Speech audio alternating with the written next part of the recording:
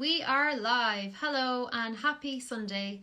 Today I am joined by my dear friend Mary Helen Hensley, who's about to come on here now, all the way from Los Angeles. And we're going to be sharing all about what's unfolding right now. And stay with us. It's going to be a really inspiring conversation. I met Mary Helen. Here she is. I think I need to... What do I do here now? Oh yeah, 1 second now, Mary Helen. I'll bring you on here. And I am tapping and I'm requesting. Hopefully it should come in now. Just waiting. Oh, here we have it. Yay! Hi! How are you? Good, how are you? Very good. Really happy to see you. Great to see you too. Yeah. So I've been following you along since you headed over to Los Angeles and with everything that's unfolding. Yeah, just to let everybody know, so I just introduced you before you came on, but this is my dear friend Mary Helen Hensley, who is an amazing healer and writer and book mentor to myself. And you have been, just such a trailblazer for me in my life. So I'm so excited to have a conversation with you today and find out, because I've been watching your Facebook Lives, which are I just have found it so fascinating. So what was the actual date that you actually became unwell? I flew out on the 12th of March so it was kind of before all of the band had started.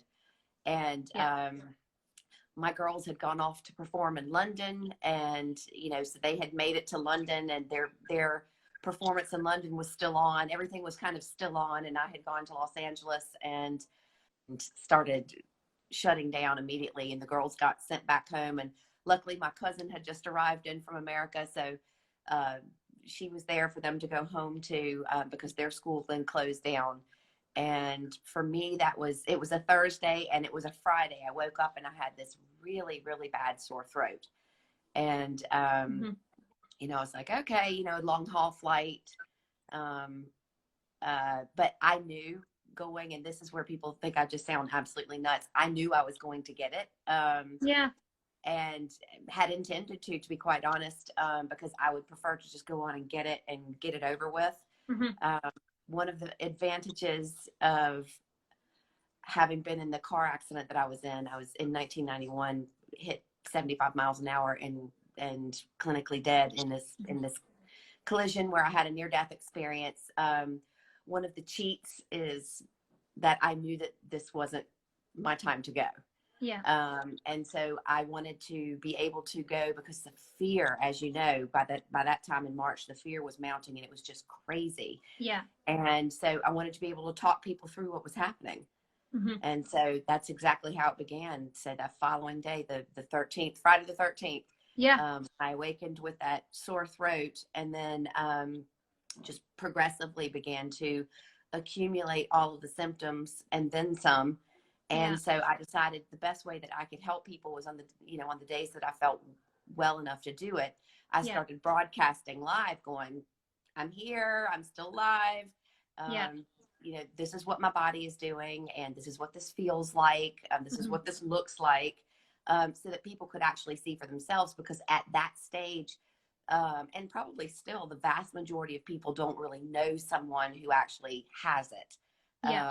And so it's this kind of big monster looming in the background of, what is this going to look like when this happens to me, or if it happens to somebody I love. And so I was able to kind of talk through, here's my temperature today. I'm at 104, and, I don't really feel well, but I'm alive. I'm okay. I'm getting through. And it was just absolutely a fascinating experience. And I caught one of your lives there recently. You were talking about your grandfather, wasn't it, Judge, and he was saying about the whole thing with alkaline and acidic. So I'd love you to talk about that, because I think that's something that I've been when you said that, I was literally just reading that. So I was like, oh my gosh, it's fascinating how we're in sync. Absolutely. Well, I've been saying all along, because, just from inside experience, you start noticing, my gosh, this is so bizarre. I have this fever today, but all of a sudden I have these symptoms of something that I had 20 years ago. And this pattern kept coming up consistently. And I'm like, man, this thing is operating as a big fat giant detox. And I was saying for some people, this was a physical detox. So people who were getting the physical symptoms were going through and they were clearing house and cleaning out their bodies that way. And then for other people who let's say didn't have it, but then were quarantined inside, they began, you saw reports all over the place of people, you know, cleaning out their garage or their emails, or, you know, throwing away paperwork that had been there for 15 years. And so these great cleanses began happening where people were utilizing the physical, the spiritual, the emotional aspects of the disease to go in and start really looking at all their clutter. And in my case, it was physical clutter. It was, you know, at one stage I broke out in this rash all over my chest, and it looked like measles or chicken pox or a combo of both. And I'm like, this is crazy. I nicknamed it bat pox. And I'm like, gosh, this is crazy. The beauty of what was going on for me was the house that I landed into, my friend's home. She happens to be a bioresonance technician, and she has this amazing system where I had the great fortune of being able to test with bioresonance every day. And it was giving the finite, you know, the little infinite details of what was happening in my body. Oh, today you're clearing out this, or you're clearing out this. And I'm like, wow, this crazy pattern began to develop where my body started going back through my own biography, basically. Verifying what was happening in my biology. And so a few weeks into it, you know, I've written extensively about the fact that I have a relationship with my grandfather who passed when I was 1. And Dr. Garland Clark, and we always called him Judge in our family. And Judge appears one night and he said, I'd like to explain to you exactly what's happening in your body, because at this stage I'd been quite ill. And when I say quite ill, it wasn't quite ill that it wasn't doable. It was doable. I didn't feel well while it was happening. But that's the case when you're doing any kind of major detox in the system. And so he got very, very specific about the fact that the level of inflammation that a body was in at the time that the COVID-19 crossed their threshold was to determine the way that the body was going to go through the experience. And I'm like, well, that makes complete sense. And then he was speaking about the fact that between alkalinity and acidity, that obviously a body that was experiencing a higher level of acidity also had a higher level of inflammation. And so the people that we saw that weren't faring so well, our elderly population, you know, in that elderly population, the chances are that you've got someone who's taking more medication. And, you know, medications, even though in some situations they can be life-saving, they also create a higher acidity level in the body. So, you know, the higher the acidity level, the lower the pH in the bloodstream, and medications make a major contribution to that. So in that population, the likelihood of being on medications at that stage is quite high. You also have a higher incidence of your inflammatory diseases like your itises, your arthritis. And so depending on how high the inflammation level was in the body seemed to correspond with how the body would respond, you know, symptomatically.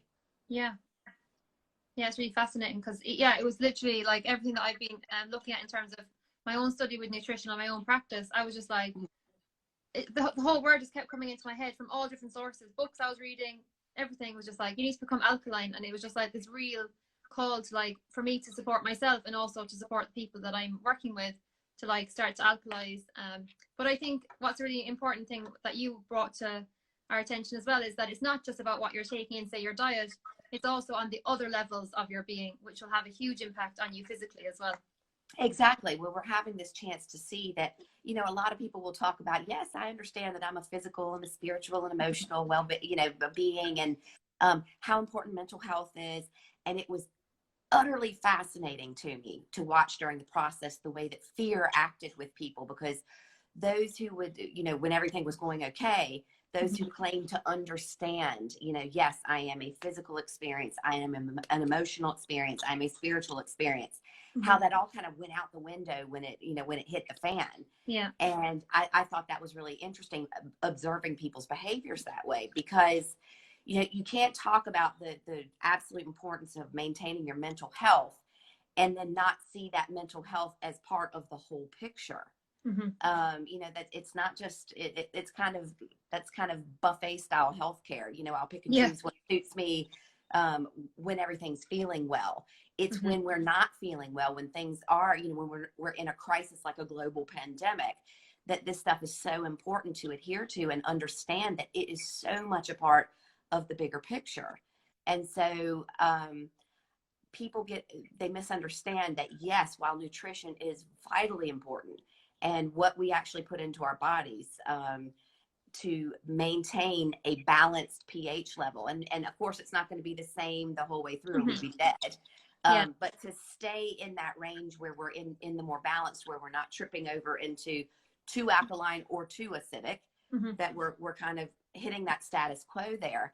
But that while I'm eating my vegetables and I'm drinking my juices and I'm taking my supplements and this, that the state of my mental health, i.e. the fear, which you're the queen of moving from fear into trust. And boy, this was the time for all of that to happen.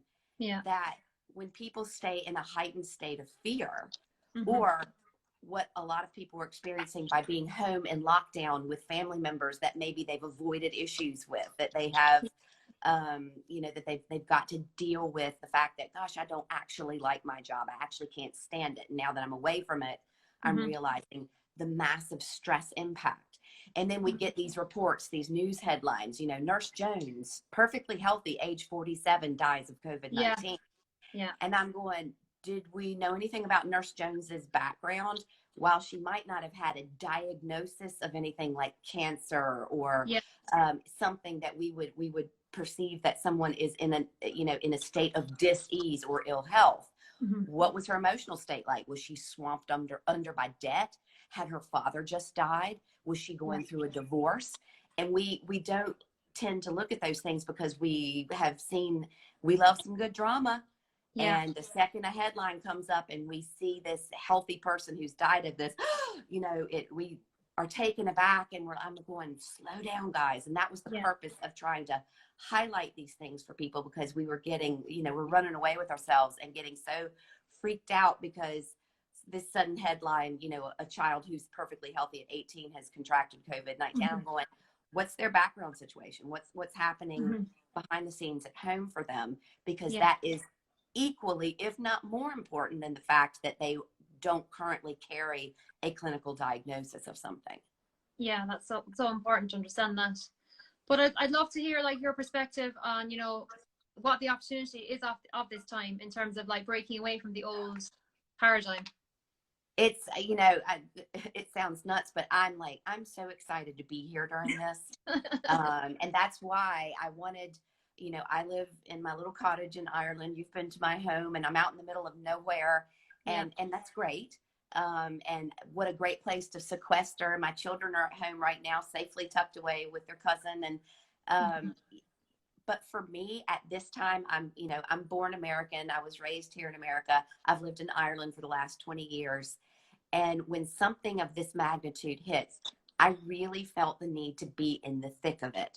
And so I had work to do here in Los Angeles and was coming anyway, knowing that the chances were very high that A, I'd get stuck here, and B, that I would get COVID-19. And so both of those things happened, but I needed to be right in the middle of what was going on to be able to go, all right, people, here we are. Here's what it looks like. I'm reporting live to you from the test center, where people think that they can go in and just so easily get a test. That's not the way that it worked here in America. And so it was really important for authenticity's sake, I think, to be here and to be able to show people what was really happening, because really all that we have is our news reports, our social media, and we see what kind of creatures we are. We'll read something that ticks us off or catches our attention on social media, and then we'll repost it without really looking at the depth of what we've reposted, and then these little battles have broken out, and we see the kind of drama that we've actually attracted into our lives. When you pull that back into a lifestyle of pH balance, of acidity and alkalinity, people's eyes are really opening as to, oh, hold on, I give an awful lot of my day and my time and my attention to this kind of negativity. You know, my mom's 91 on Thursday, and she said, I haven't turned the TV on once except for to watch a movie. Because she's sequestered at home and she's doing her thing. And she said, what's the point of filling my head with all of that negativity, when, I'll know when it's time to come out. When I'm allowed to go out, I'm going to go out. And while I'm not going to sit and fill my space with all of this. And so she's been home writing her book. She's been watching her movies. She's read lots of things. She said she has had the most glorious lockdown. And for her, being a child of World War II, this has been a really fascinating time for her, because she remembers the last time that the world shut down. She remembers the last time that she had to be careful about how many rolls of toilet paper she had and how much food was in the freezer, and was there somebody to go to the grocery store, or, so this was a very familiar time for her. And so she opted to make it a very productive time. And this is what I think people are seeing across the board. They're either able to use this opportunity as a chance to clean up, clear out, get to that project that's been on the long finger forever, sit in and have a different level of appreciation if they're homeschooling their children, going, I'm sorry, teachers are not making enough money. The way that our pay scale out in the public sector is completely skewed. And I think it's a really great time to be alive, because we're getting the chance to see who we really are, where our value systems lie, where we need to call BS on ourselves because we profess to believe one thing, but yet when it, when it gets a little bit crazy, we don't act that way. Gosh, it's the great global pause. It is a rare and unique opportunity. Yeah, it is like a huge initiation, because I feel it reminds me of all the initiations that I've had, like up to this point. It's kind of like they're training grounds for like when these situations happen, so it is that, I think when it's new to you and you haven't really gone through that previously, it kind of shocks you to your core. Whereas when you've had the training, not that it's easy, but it's like you have lots of different tools that will support you, that you can start pulling in from all different angles. Absolutely. And, having those tools and recognizing that you're far more in control, because I think that's probably been one of the key elements for people, is they feel completely out of control. Or they're recognizing that the level of control or freedom that they thought they had before is now suddenly compromised. And here in the States, we're really starting to see a lot of that start bubbling up to the surface, where you're getting a lot of public gatherings. People, yes, the Second Amendment is a huge thing and the right to bear arms here, but people are turning up to these protests fully armed, terrifying people, rather than just going and being kind of part of the collective movement, going, I'm here, putting my hand up, going, I'd like to voice my opinion about what's happening here. There are those who are so frightened and so out of control in other areas of their lives that they're showing up with visible firearms to go, you can't mess with me. This is where I've got my, I still have my freedom. And I'm like, wow, that's not what the freedom that I have in my life, that's not what it looks like. Yeah, I know. But it's interesting, but it's like, what would you say to somebody who is struggling with that, like, out of control feeling and not being able to, like, surrender to what's happening, because it's like, like, what's going to happen next week? What's going to happen next month? What would you kind of say to?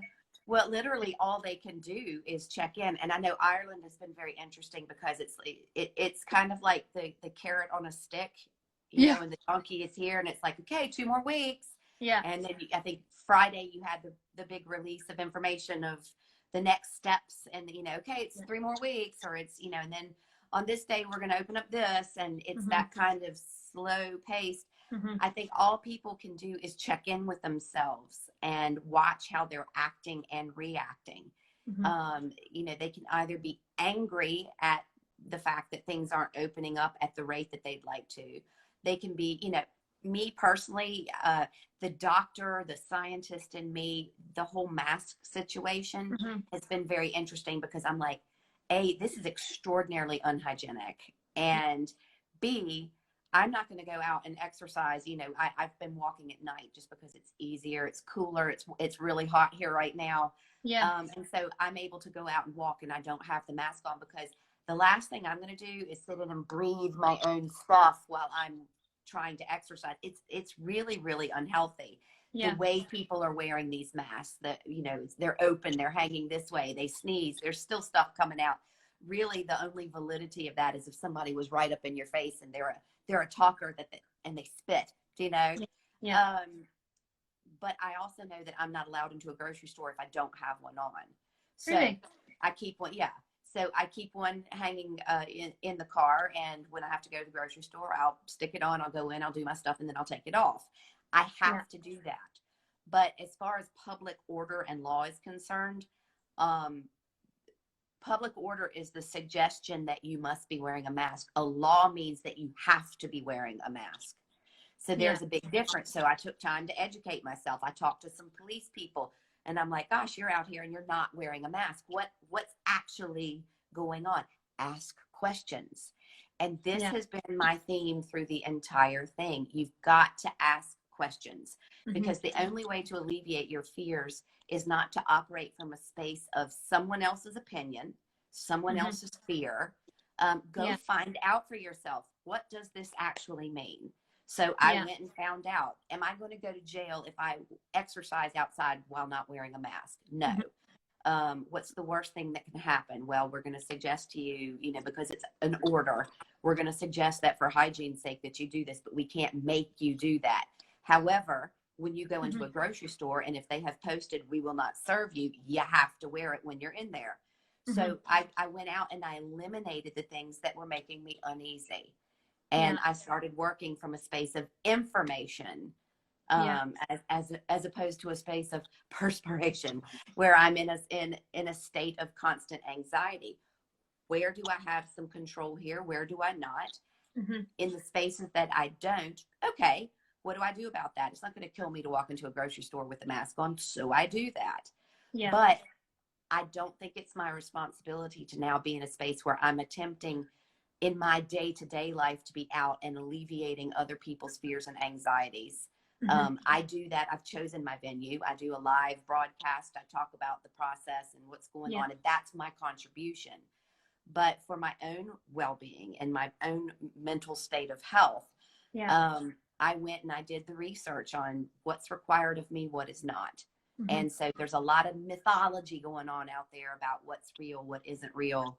And this is why I went on so much about people educate yourself about the numbers, because we went through a period of a good month, 5 and 6 weeks. And now we're finding out that the numbers and the data that was used to collect the numbers of people who actually have the disease or don't are completely skewed.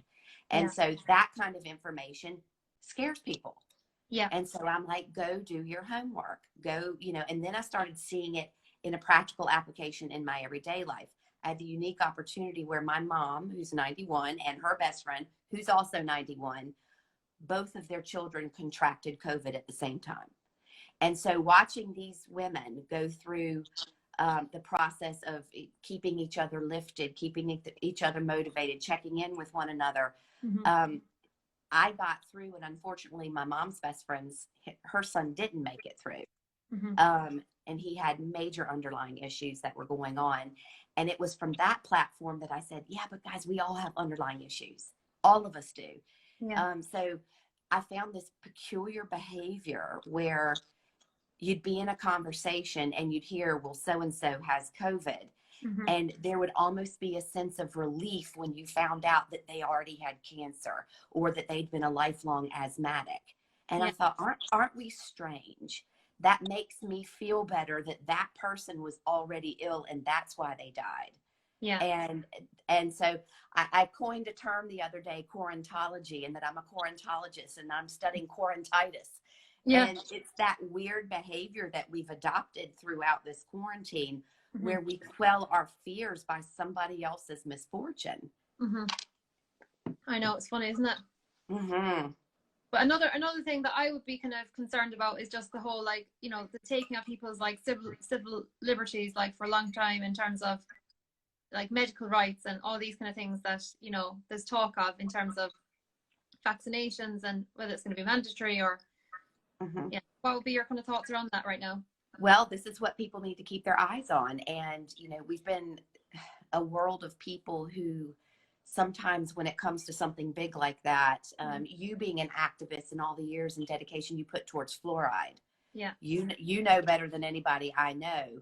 People will be like, yeah, go Aisling, I support what you're doing, yet they fail to show up. Yeah. They'll let you go out and fight the good fight on their behalf.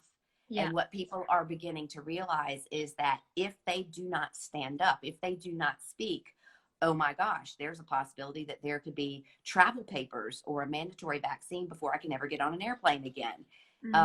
That's mine. I need to fight for that. I don't need to sit back and let somebody else fight for that. That affects me. That affects my children, my family, my capacity to go visit my mom, my capacity to go, you know, travel around Europe and speak and you know, because I for one am not going to get that vaccination. Because again, scientifically, when we look at something, there's usually a window of about 10 years before any good doctor would tell you, yeah, we have enough research and enough data for you to go ahead and inject this into your system. And that, you know, it's a personal choice, and I am 100% an advocate for personal choice.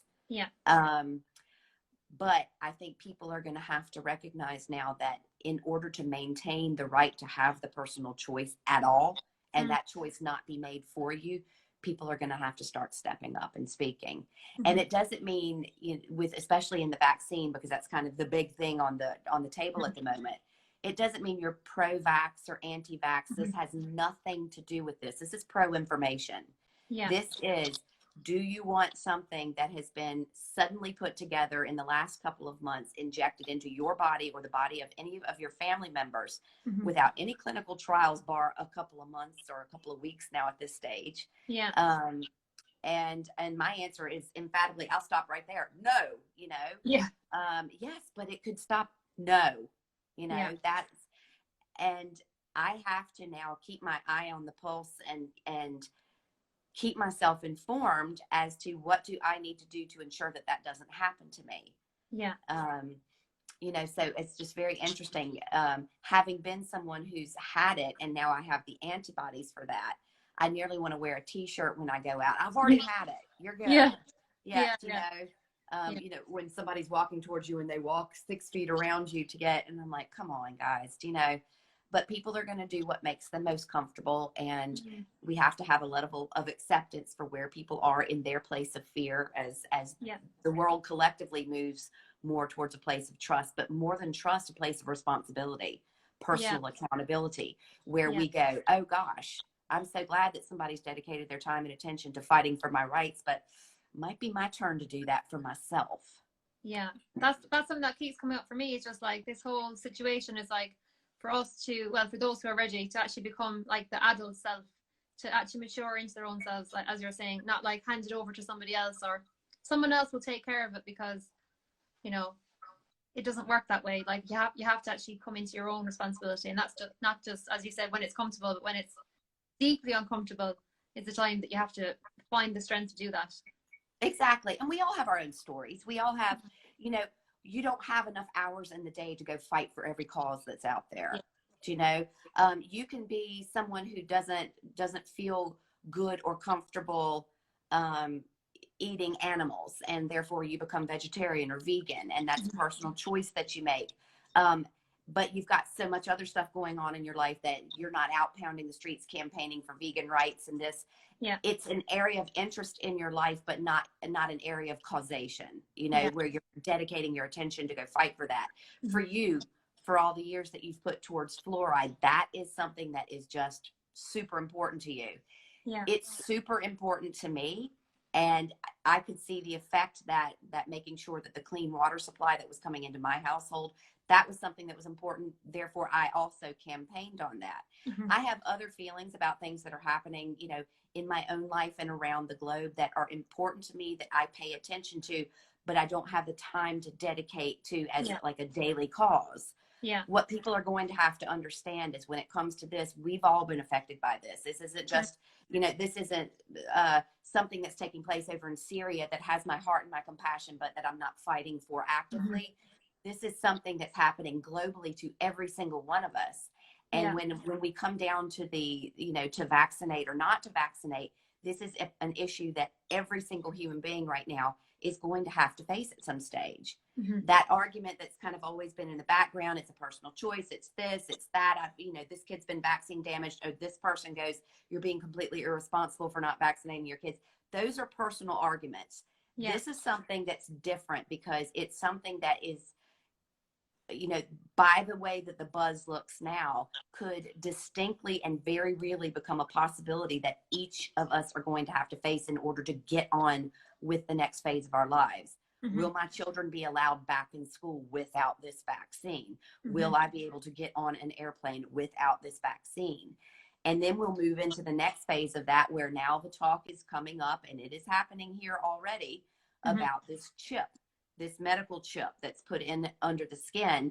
Oh, well, you know, we want to be able to access people's records. You know, we're in a crisis situation. We don't have time to waste. And so, boom, we just scan them and all their medical history is there. What? You know, no, thank you. Yeah, but you can just wave your hand in front of a vending machine and the drink comes out and then it charges to your account. I'm sorry, I'm still okay to go and get the quarter out of my pocket. Yeah, exactly. Get that bottle of water. I'm okay with the handbag. I'm all right with that. But people begin to realize that under the guise of convenience, under the guise of, you know, expediting a process, making it easier and more accessible, that what they're doing is they're very quickly giving away the right to their personal freedoms, their right to their personal public or their personal records are now becoming public. And people need to be very, very, very careful about that, because anytime you see a lot of noise, which we've got a lot of noise right now, and it's like, hey, look what's happening over there, something else is happening over here. You can always be sure of that. And it's all of our responsibility to keep our eye on it. Because it's something that I became aware of during the campaign, you know, all these kind of agendas that are at play. But it's like, and then I delved into the whole like realm of metaphysics in like start of 2015. And then I was learning things like, you know, you strengthen what you oppose, and like what you focus on, you create. So I'd love you to talk about just like an aspect of like, what can we do? Like, I know we have to do the things physically and we'll have to face that in our own lives on the physical level, but what can we do on a metaphysical level that's going to help this situation? Well, it's quite simple. It sounds cliche, you know, practice what you preach, because, you know, you are what you love, and what you love is what you give your attention to. And that's very hard for some people to digest, you know. Yeah, but everything's going so badly in my life right now, and I've got this and this and this. You are what you love. And love is not just an emotion, you know. It's no different than digestion is not just what you put in your mouth physically. Digestion is the food that you feed your soul. And that comes from the input of information, what you allow into your sphere, what you allow to have your attention. So you could have this great job, but you could have a single individual at job that makes your life a living hell every day. And if they're getting all of your attention, then that great job is not what's getting your love. That individual who's making you miserable, you think, is what's getting your love and attention. And so if you stay stuck in that, if you stay stuck in the idea that, you know, I get it, I'm attracting in everything and things are happening on a vibrational level, and, you know, if I keep myself up, that everything around me is going to stay up. That's not the way it works. No, I wish it was as easy. If you keep your vibration high, that's not a guarantee that everything around you is going to respond at that exact same level. It increases your chances. It's a game of odds. By me approaching a person, a situation, set of circumstances with a higher vibration, it means that I have just bettered my chances that the world around me is going to rise to the occasion. It doesn't ensure that that's going to happen, but it makes it a whole lot more likely that it will. And so this is why, for us to personally keep in a higher vibrational state. And what does that actually mean? It sounds great, you know, Higher vibrational state means that I'm eating good food. It means that I'm keeping myself hydrated. It means that I'm exercising. It means that I'm resting properly. It means that I'm evaluating my friends' circle and going, is this a support network, or is this a network that is constantly pulling me down? Now, in some cases, it's important for those uncomfortable people to be in our lives because they're helping us to learn, to grow, to expand. But oftentimes what happens is we've become collectively a group of people who go into things long past their expiration date. So somebody might have crossed our table. They brought the gift. It might have been an uncomfortable gift, but one we needed to learn and grow and expand and evolve. And then they're still there. We're still inviting them to the dinner table. You know, we haven't taken the gift, said, thank you so much. I receive, I see you and me. Bye-bye. And we leave them in our circumstances, you know, and they so what happens? It becomes stagnant. It becomes putrefied. It becomes, that energy becomes stale, and it's old energy from something that you used to be 10 years ago, yet you forgot to look in present time and go, gosh, I really need to kind of clean up my space a little bit. And this goes back to what I think that this process, this whole global pandemic is bringing to us right now, the opportunity to really shine a light on the fact that, all right, let's put your money where your mouth is. You say you believe in this. You say that you're doing this. You are approaching this with a fit and healthy immune system, yet you're choosing to leave the news on all day and sit in a complete state of angst all day long. That's not practicing what you preach. It's being mindful of the fact that this is something that requires your due diligence 24/7. It's not just a, you know, it's not just a meditation retreat once every 4 months. This is a daily activity where you have got to bring to the table all of the tools that you've learned and acquired. And you can't just sit and talk about toxic people and toxic situations, but not go clean up the toxicity. Yeah, exactly. Right. So it's almost like this whole situation is like a master teacher coming in. If you can see it like that, because for me, you know, I'm in the end stage of writing the book and getting all this together, and it's almost been like, in a way, it was like the fears that I was holding, the control and the lack of trust that was still within me. This has given it like the push to actually just clear it, for me to just like release it. Right. And I think it's important that people remember too, and you'll be able to validate this, and you're so good and so honest, and that's why your voice is so important. I am working towards the goal of moving from fear into trust. That does not mean that I am going to wake up every day in a complete state of trust. No. Quite the opposite. The opposite. It's like when the physical body is going through a detox. Example. I've been clear I've tested negative for the last couple of weeks for COVID now. And, you know, that process, the major process is done, but there's all these great little nuggets coming afterwards. And so only a few short days ago, I suddenly went, oh my gosh, I feel horrible. I felt like I did in week 2 of the COVID. I've got this splitting headache. I mean, splitting. And my temperature had gone up and I felt like I was going to throw up. And so someone who's not paying attention might go, oh my gosh, I have it again, blah, blah, blah. But I had been diligently testing throughout this thing with the help of my friend Angelica, who runs this bioresonance system. Come on, let's look and see what's happening.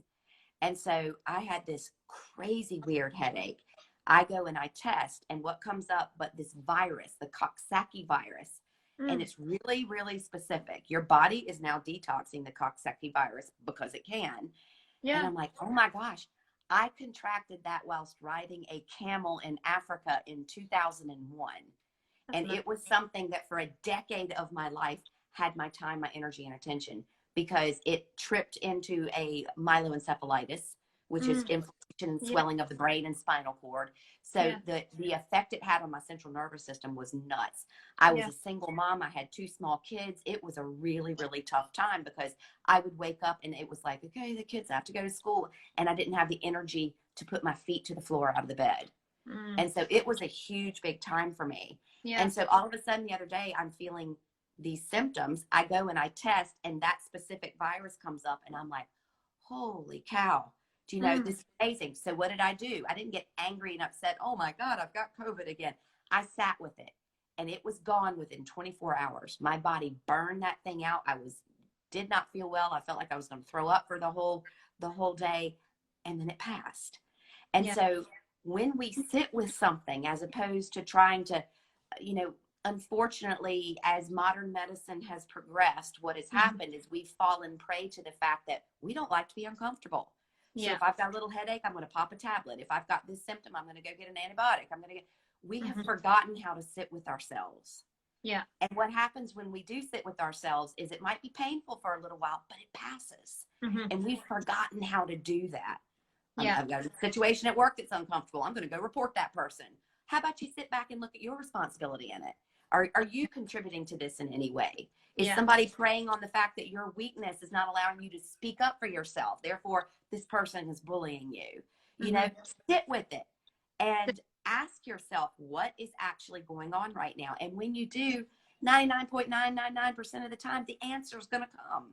Yeah, I love that. But as a chiropractic doctor, your understanding of the body is so different to, say, the way Western medicine practices in terms of like the suppression of illness. You're like very much understanding of the importance of the fever and the role that these diseases play to actually, work through your body as well, as opposed to just, right, you have a symptom, get rid of it quick.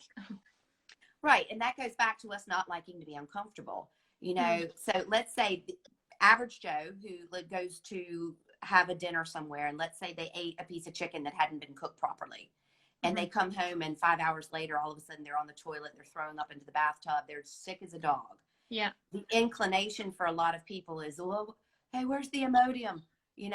Go reach for something that's going to make me not feel so sick. And I'm like, sit with it, have your diarrhea, throw up, let your body spike that temperature to burn up the bacteria that you picked up from the uncooked chicken, and then be done with it. But now what happens, because we want to get rid of the immediate pain, we prolong our agonies. And this is a micro of the macro. This is just a great example of, rather than allowing my body to be sick for the, roughly it's going to take about 18 to 24 hours realistically for a food poisoning scenario to pass through my body. Yeah, okay. Sit with that, be sick, and let it be done. But what we'll do is then we start getting this symptom, or now I've got a temperature. So now I'm going to take some, something to bring that temperature down. So now I'm starting to add all these things into the body, and the body that's already under stress is now having to deal with and detoxify all the stuff you're sticking in it. I'm taking this so that my stomach won't feel nauseous, but then I'm going to have to take this because the medication I took for the headache is now making me feel nauseous. So I need the anti-nausea, and then your body is suddenly full of all of these things that it didn't need. Yeah. Having a sick stomach because of a food poisoning situation isn't your body expressing that it's lacking in Imodium. It's your body expressing that it needs some water. It needs a chance to move this stuff out. It's reacting in a perfectly healthy way. But we have identified health as feeling good, as opposed to health being a state where the body is functioning as nature intended. Yeah, and that's huge. And I think that's bringing it back to like the whole like trusting our bodies and being able to hear the messages of our body, and actually the innate wisdom that's encoded into every system of our body.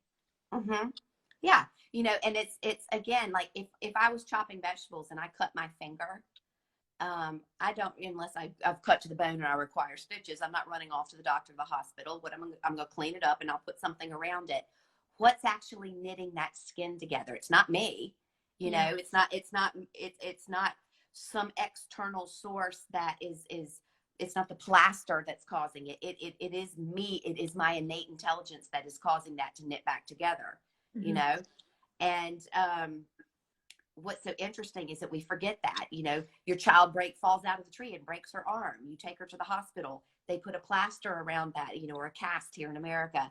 Is the cast healing the broken bone? No. The cast is around the arm so that people will stay away, know that there's an issue there, so the child is more diligent with the fact that they're careful with that arm. It's keeping it protected from more hits to it. But what's actually happening under there? That bone is knitting itself together. And guess what? When we are knitting a bone back together, sometimes it hurts. And so rather than allowing the child to, how about just take off school for a week and you're going to sit at home, you're going to stay quiet, you're going to allow the body to go through this process. We'll throw a couple of painkillers in, send the kid back off to school with the cast so everybody can sign it. And the child is actually really struggling because the body is trying to slow down so that it can devote its time and attention to healing that bone. But we bypass that because we don't want little Johnny to miss school. Well, guess what? Everybody's little Johnny is missing school right now, and it's not the end of the world. All the Johnnies are out right now. Yes, we're getting this great lesson right now that what we've placed such importance on. Is education important? Sure. But is forcing Johnny, who's sick or trying to heal a broken bone, into school for the week and giving them a painkiller so that they can get through, is that honoring Johnny's system? No. And this is the stuff that we've got to evaluate. And this is what people are now seeing as they're homeschooling their children, and they're going through these new exercises of going, well, I don't feel good. That's all right, love. Just lay on the couch and just take it easy for the day, because they can. There's not something over here pressing that says you can only miss 20 days of school, or you're going to have to repeat the school year because that, like, we've gone crazy. And this virus has identified how crazy we've become.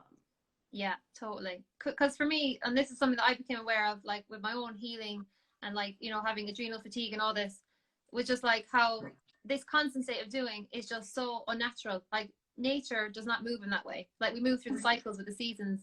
But I think we've been so over polarized, so overemphasizing doing at all costs. It's like, it's not good personally, and it's not good for the earth and collectively. So yeah, that's what I see as well. Like from this whole pause is like, yeah, maybe we're being made to slow down as well, so that we can actually evaluate how we're actually living and how we're actually doing things, and do we actually give ourselves enough time for rest, and are we taking care of our well-being, and do we actually take care of our health in general? Do we have the time, as you're saying, like to even honor whatever is the situation that we have? That it's very much, to me, it's like the feminine has been completely like devoid, like hasn't been in any of the systems within people on a microcosm or the macrocosm.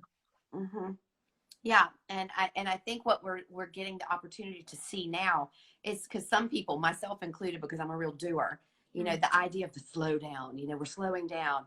Slowing down doesn't mean being less productive. No. Slowing down means being productive and using your energy in a completely different manner. Yeah. Some people are beginning to realize that when they were so nervous and wanted to ask the boss, could they work 3 days from home? Oh my gosh, I can actually do that, because now out of necessity, we're doing that. And I still have my job. I'm still able to be productive. I'm still able to do what I needed to do during my work day. I'm just now doing it differently. Yeah. And so we're getting that chance to see when things are scarce at the grocery store, the idea when we arrive in and we see this vegetable that's out of season, oh yay, I can make my casserole that I've been dying to make, because that's been flown in from some other part of the world, depleting their resources so that you can have an unseasonal vegetable at a seasonal time. And we're beginning to realize just how daft it all is, that we've missed the rhythm and the flow of natural life. If you're not meant to eat strawberries in December, don't eat them in December.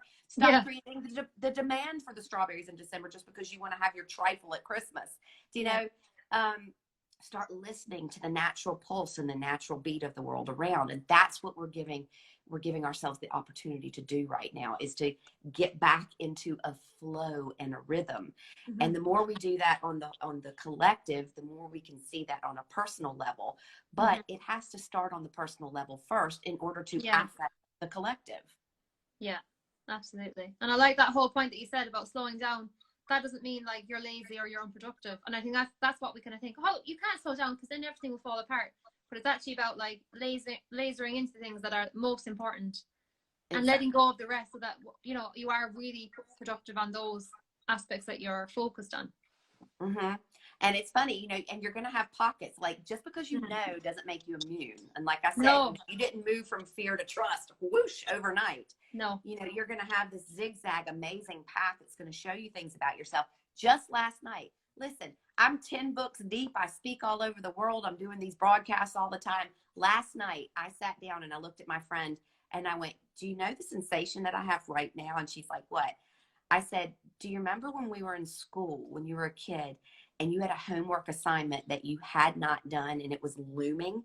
And I had this weird feeling like I was supposed to be doing something else in that moment. What, she had queued up a movie that we were going to watch. I'd done a day's work. I had, I'd been very productive in doing things that I needed to get accomplished yesterday, which were great. Yeah. And then I sat down after having done all that and getting ready to watch this movie. And I went, I feel like I have a homework assignment that I didn't complete.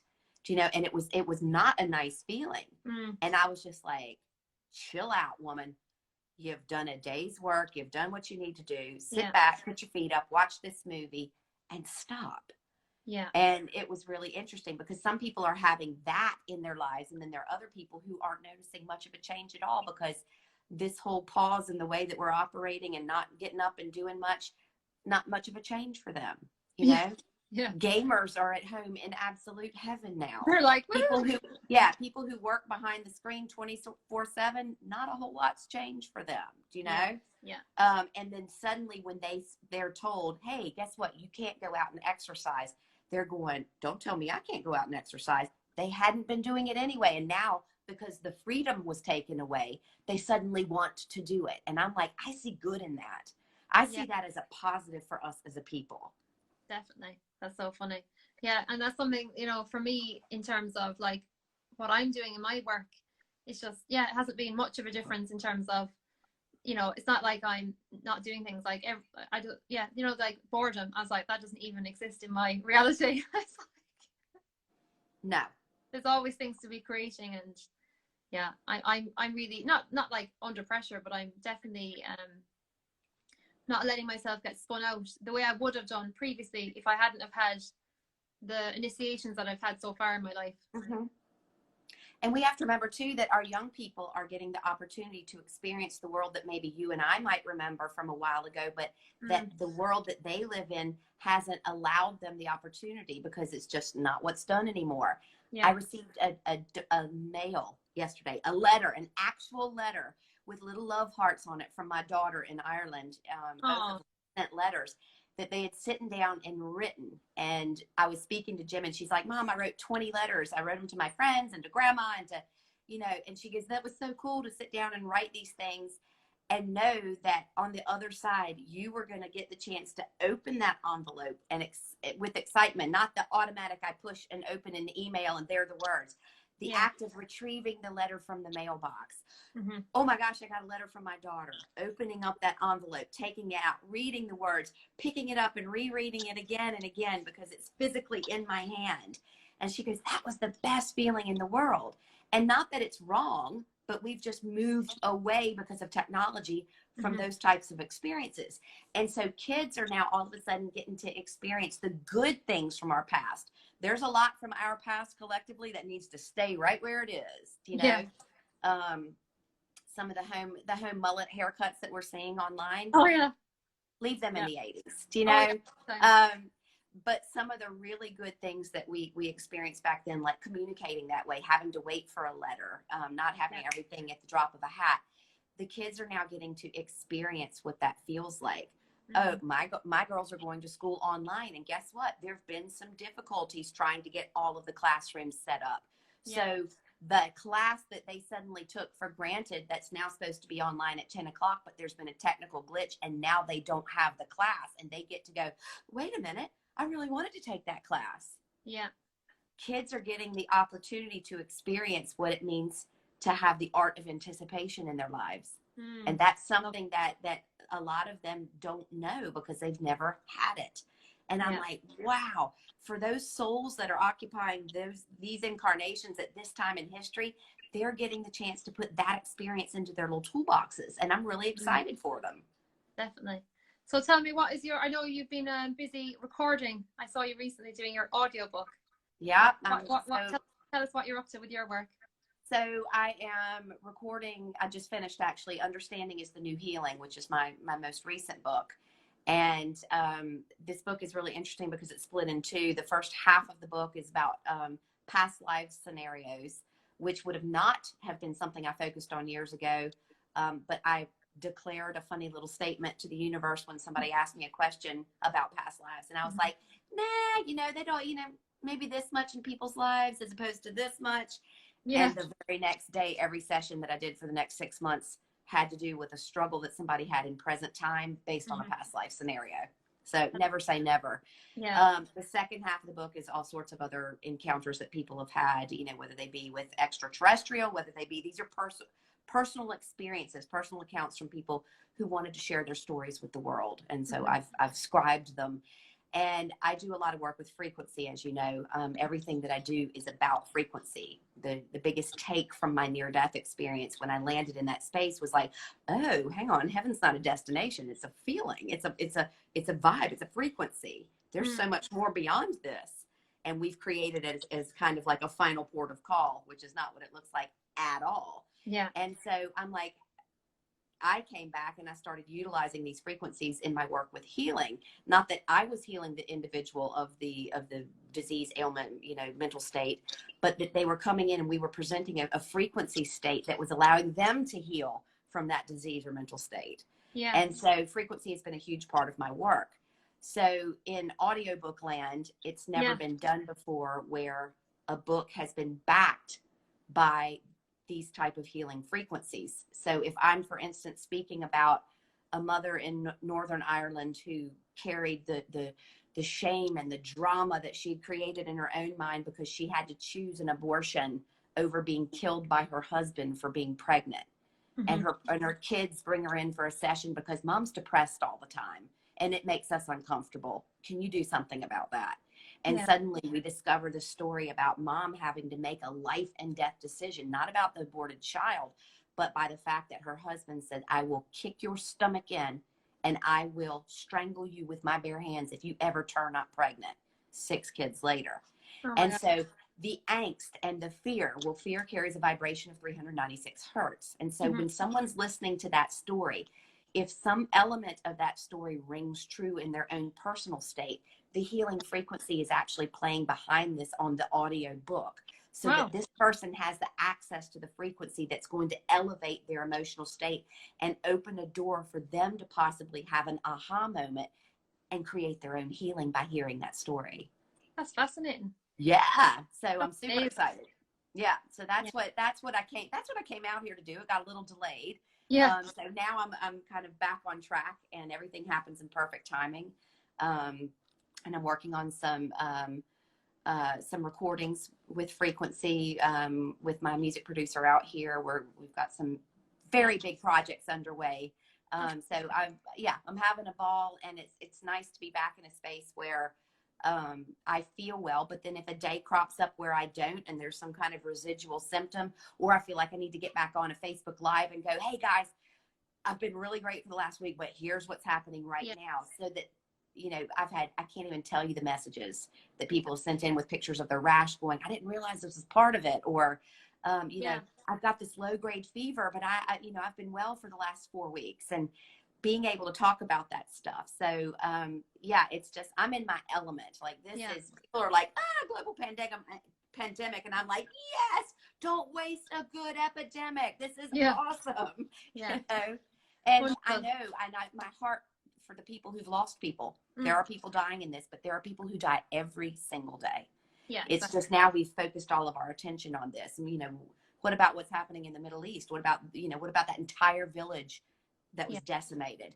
We don't tend to think about the things that aren't on our doorstep. So COVID has brought the opportunity for us to really reevaluate our value systems, where we place our time and energy, upfront and personal. Yeah. So Mary Helen, we have 38 seconds remaining because Instagram Live only gives us a certain amount of time. So let everybody know where they can find you and your amazing frequencies and your amazing books and everything. MaryHelenHensley.com. Oh, so MaryHelenHensley.com. And I can't thank you enough for creating the platform for us to share this experience together. I'm so proud of you and all of the work that you've done. And I thank you. Oh, thanks a million, Mary Helen. Yeah, I can't wait to give you my updates very soon. And I know. Almost 10 seconds remaining now, so I'll say my final goodbyes to you. And I'm busy working, and I can't wait to give you all the updates very soon. So can't wait. Lots of love.